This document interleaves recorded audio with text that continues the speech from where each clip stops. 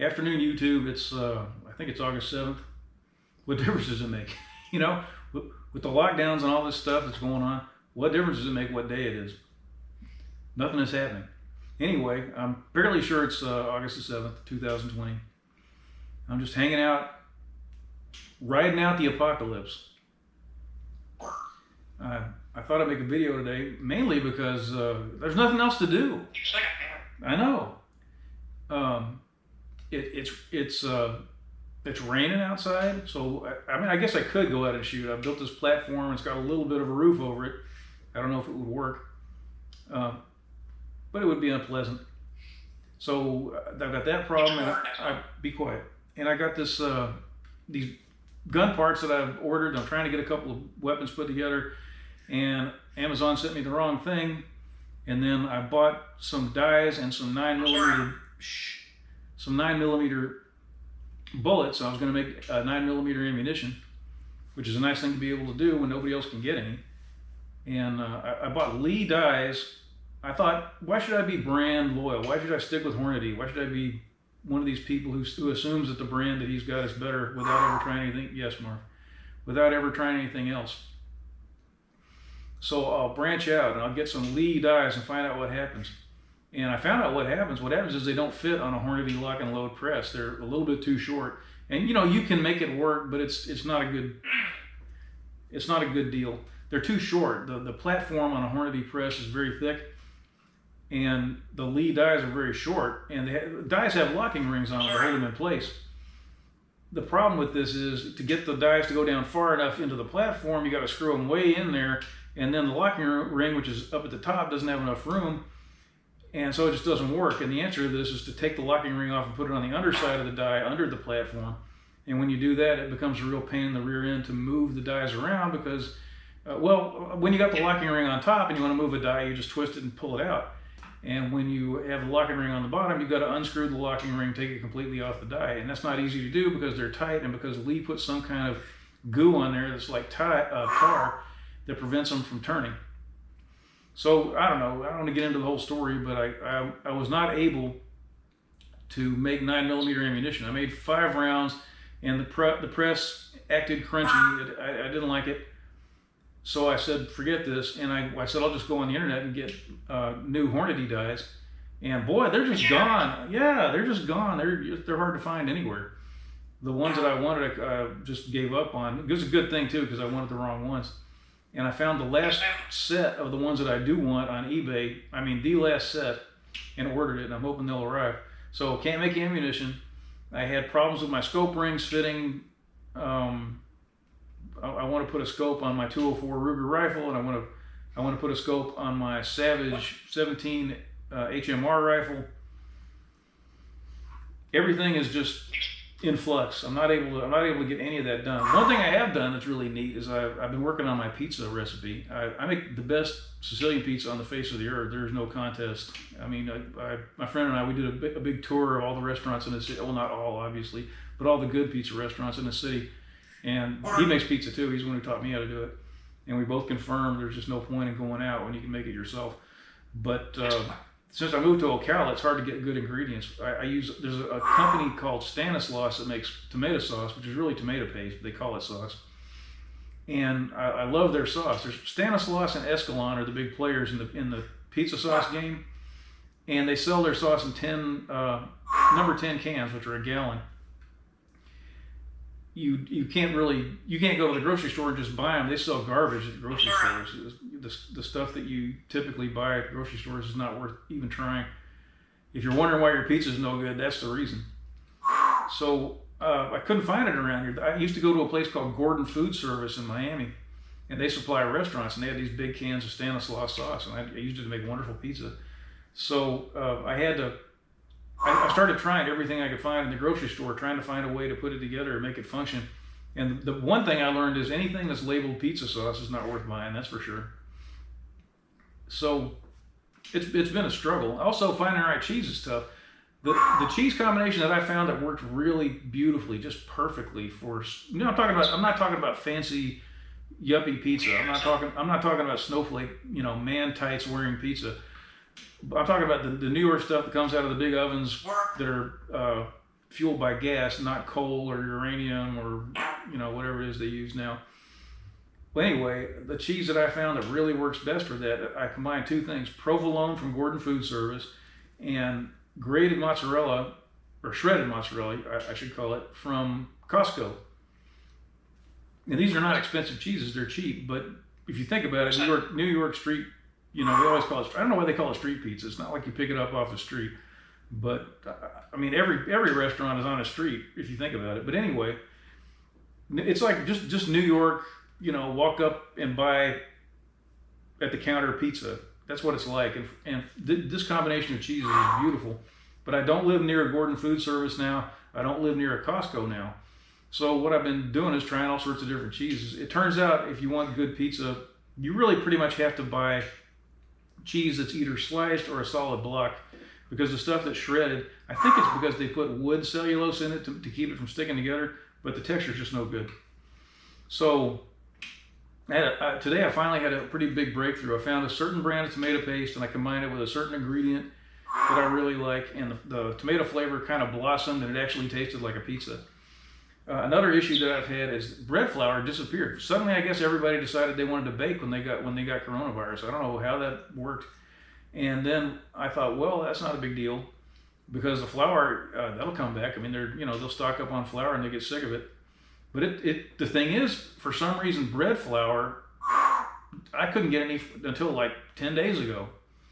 What I did was I would take gluten, like powdered gluten from the grocery store, and I'd mix it in with all-purpose flour or biscuit flour, and that worked pretty well. But I couldn't get something normal like, say, King Arthur bread flour. And a lot of people use I think they call it double knot flour. It's made by, it's 2 zeros. I think it's pronounced double knot, but I don't know. It's made by a company named Caputo. They say you have to use this for pizza. I never liked it. I think it makes your pizza kind of like a ceramic. It's kind of like a very delicate porcelain. I can't describe it. I didn't think much of it, but I found that I got really good results with certain types of bread flour. It doesn't seem to matter when you make a Sicilian pizza what kind of flour you use. But when you make thin pizza, you got to have the right flour. And I found that a lot of the bread flours at Gordon Food Service worked. And the best one for me was actually their house brand, which I can't remember the name of. It's like Mucho Gusto or something. Anyway, couldn't find bread flour after coronavirus popped up. And it really turns out that for what I do for my recipe, you really need to have bread flour. And I've tried so many different flours in recent weeks. So today I found real bread flour at a store recently, and I combined that with this tomato paste stuff that I came up with. And I used Boar's Head Fontina cheese and Publix. Publix is a grocery chain. Publix, provolone, mixed them together. And it really had a nice pizza. I enjoyed that. So now hopefully I can quit eating pizza for a while, because until I solved this problem, I had to eat pizza every day. And it has been taking a toll on my waistline. So that happened. That was good. But other than that, I haven't been able to do too much. If you're wondering who's making all this noise, it's this guy right here. Right, Marv? What? You'd do the same thing to me if you could. Marv! Here, sit on my shoulder. Well, you don't have to. Wait, were you nervous? I think he's afraid of the tools on the bench. Are you afraid of the tools on the bench? Is that your problem? Is that your major malfunction? Marv's I think you're 24, right? I know yes. Marv is, I believe he's 24. I obtained you, Marvin. I paid for him with student loan money in 1996. Ordinarily, you wouldn't do a thing like that, but his predecessor had a run-in with my other bird, and my other bird prevailed, and I was missing a bird whom I loved very much, and I found Marv out there, and I bought him with a credit card and paid the credit card bill with student loan money, because I missed having a crazy gray bird around my house. Can you imagine that? Why would I be that weird?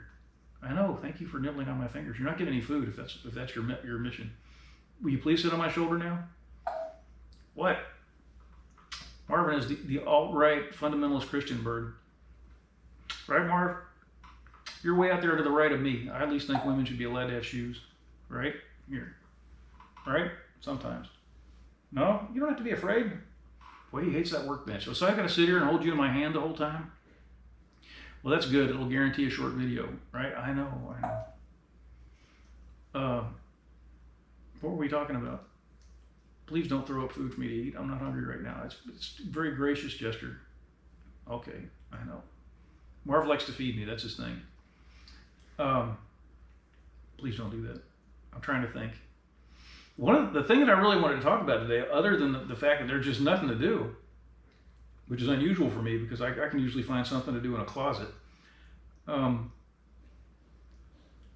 noticed that secular people, non-Christian people, heathens, whatever you want to call them, I shouldn't say heathens, I'm trying to be funny, but people who are not Christians are starting to use the word apocalypse. They're throwing it around, and it's not always in a snide reference to people who think the end of the world the end of the age is here.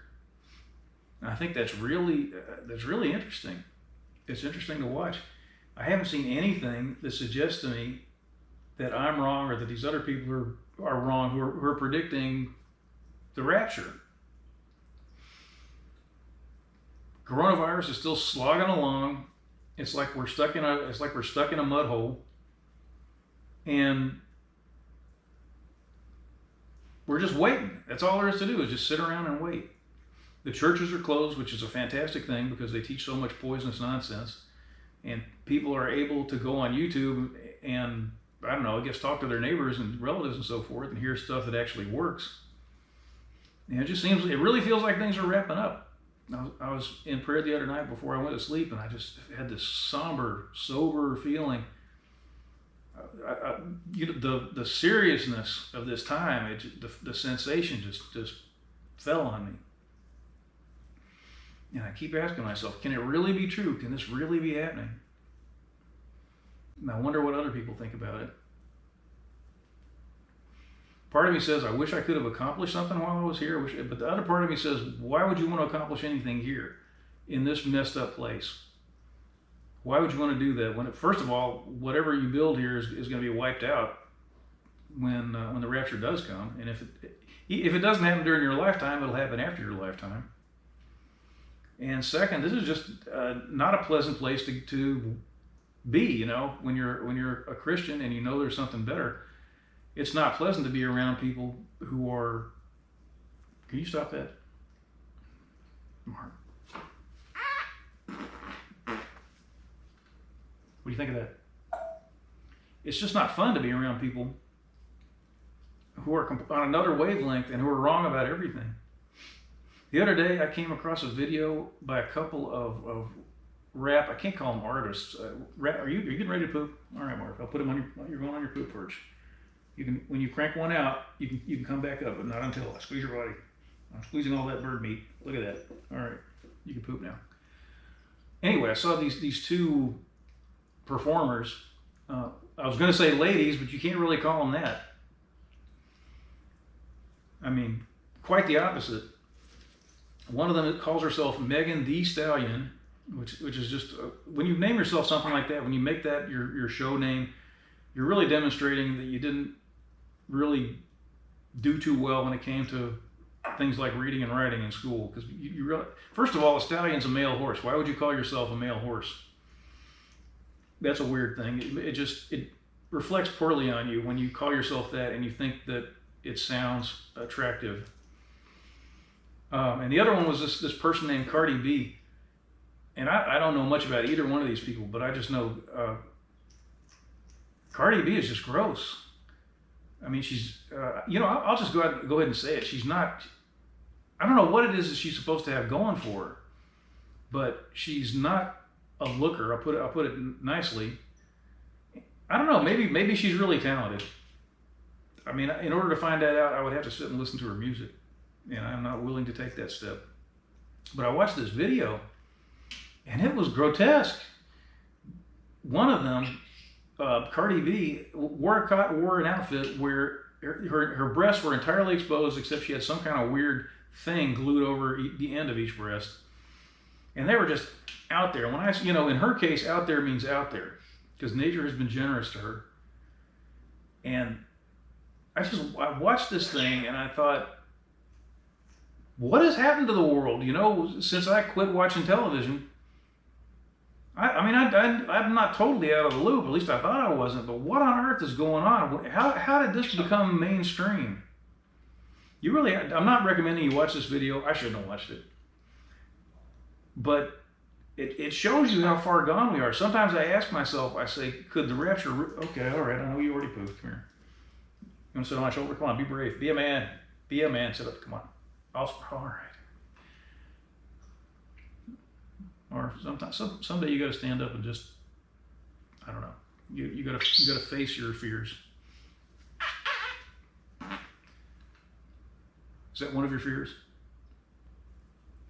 So sometimes I wonder, I say to myself, can it really be true? Can we really be coming up to the end of the world? There's so many people out there that can still be saved, and things don't really look that bad. And then I watched this video, and I thought about all the people in the United States of America who think these ladies, these women, are wonderful. And I thought, what is God thinking when he looks down and sees us enjoying this junk and approving of it? And the video was full of all kinds of strange special effects. Like there was like a brass leopard door knocker, or maybe that was a snake. And one of the people in the video reached out to open the door, and the snake came out, and I can't describe it, but it was surreal. The feeling it gave me was that this world that we're in right now doesn't really matter anymore. Marv, that was really, you should apologize. That was coarse. All right. Maybe later. You can write us a note. Yes, I know. Or you're fat, I want to squeeze it. Yeah, whatever. So, maybe it's almost as though this world is starting to matter less and less, and this matrix world that we're creating with technology is starting to matter more and more. And it's a filthy, depraved world. It really is. I mean, I got my dose of it like 25 years ago. I used to play a video game called, Marvin, you're not pooping again, are you, Shirley? Called Duke Nukem 3D, where they started creating real 3D video games like 25 or 30 years ago, and there was one called Duke Nukem 3D, and the idea was the world had been taken over by aliens, and Duke, this guy with the crew cut, was going around, blasting aliens inside this little environment that the game creators had made. I know, that's all right. So it was crude by today's standards, really crude. But even still, when I look back on those days and I think about playing that game, I don't feel like I was playing a video game. I feel as though I was in that place. I remember the memory that I have is that I was in the video game, because it was so absorbing. And now things have gone so far past that. There's a lady, I wish I could remember her name. I think it's Anna Dreams or something. You find her on YouTube. And she does this thing where she wears a virtual reality, she wears goggles of some kind. And she has a program that allows her to paint. And when she paints in 3 dimensions around her, so that things appear in front of her and behind her. And she creates these big shapes that are, right next to her. Like she painted a giant head that was right next to her. And she does pretty good work. And you look at this stuff and you think, how long is it going to be before we decide that this world is just not good enough? Because it's going to reach the point where you're not just going to see and hear what's in this matrix world. You're going to taste it, you're going to smell it, you're going to feel it, and you'll be able to do just about whatever you want in that world. You're not going to have the limitations you want here. Right, Marv? Yeah, physics won't apply. You know a lot about physics, right? Okay. So, I don't know. We're getting so far out there now, and our morals are so debased. I can really see how the rapture could take place now. Mark, can I talk? Can I just get a word in edgewise? So I can actually understand how God might want to bring the rapture now. Marv, that was just so rude. So I just feel like it's coming. I really feel like it's coming. I feel like by the end of the year, people who belong to God are not going to be here. I don't know. I don't understand why I'm not out doing something. Why God hasn't put some kind of job in front of me to do at this time. I mean, could it really be that things are so screwed up that God has said to himself, I'm done sending people out. There's enough people out there working. Let's just keep people who are with me. I don't need everybody to go out and work. Maybe I'll just keep a lot of the people who are with me over on the sidelines and help them not to be contaminated by the world. until the end. So maybe that's my job. Maybe my job is to hang around and shoot and enjoy myself and make YouTube videos and just wait for the end and try to remain unspotted from the world. Marv, don't you dare. Marv, why do you think I picked you up? You're supposed to do that down there. All right. Well, I don't know. I don't want to talk forever, as I usually do. I just want to say I keep feeling more and more that this is really it. If I'm still here next year, I'm going to feel pretty stupid. But I really feel like we're in the home stretch, and there's not really that much left to do. If there were a lot left to do, I suppose God would prolong things. It's really interesting the way rapturing works, because there's more than one rapture. You know, there's the Jews were sort of raptured out of Egypt, and Lot was sort of raptured out of Sodom. And it's interesting how God always works consistently. He does the same kind of things over and over. And he told Abraham that he would save, Sodom and Gomorrah. He would save them if Abraham could find 10 righteous men there. And if you look at Isaiah, it talks about Judah and how corrupt Judah became. And God talks about the people in Judah as though they were the rulers. He called them the rulers of Sodom and Gomorrah, even though he was talking about Judah. And he said something about how he said if it weren't for my remnant, you would already have been like Sodom and Gomorrah. And that just proves something that I've always said, which is that God's not going to bring the tribulation, the full-blown tribulation, while his people are on the earth. He restrains himself for the sake of people that he cares about. There's a limit to what he's willing to put us through. So we really need to get it together. I mean, if you don't have it together with God, you need to repent. Get rid of your occult stuff. Get rid of your Harry Potter books. Get rid of your Disney movies. Throw out most of your movie collection, most of your music collection. Try to be humble. Try to spend time with God. Ask him if he's there. Ask him to help you. You want to be in that remnant. You want to be in that. God said we were the salt of the world. Salt preserves things. So pretty clearly, while we're here, if we're what we're supposed to be, then we're like salt, and we preserve the world and we keep it from destruction. But if you lose, what Jesus said, if you lose your saltness, then you're only fit to be trampled underfoot. So you need to have that salt in you. You need to be something that's worth taking. You need to be somebody who's preserving the world with your prayers and your very presence here. And you need to be someone. Marv, you're distracting me. You're killing my train of thought. You know that? All right, come back up here. Come on, try it. Just try it. All right. Oh, Marv, why are you being a wimp? Anyway, you need to be ready. You need to hold it together. And even if the rapture doesn't come, you should be living this way anyway, because God is real. And in the long term, things don't go well for people who are against him. So, Marv, come here. You were very brave to sit there even for 30 seconds. You almost made it a full 30 seconds. Next time we're going to try bull riding. Yeah. First the bull can ride you, and if that goes well, you can ride the bull. All right? That's all I got to say today. I guess I'm boring everybody to tears, but at least I had something to do, and I think I've said something that's marginally productive. So I hope it does you some good. Try to get to know God. Talk to him. Ask him to demonstrate his presence to you and his love. He's really there. He cares about you. It doesn't matter what you've done. He will work with you.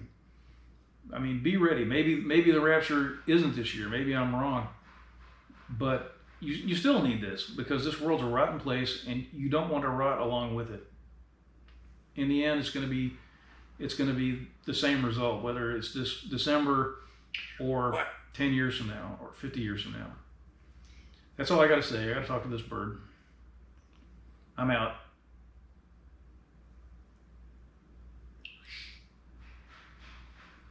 Marv, do not upstage me. Whatever.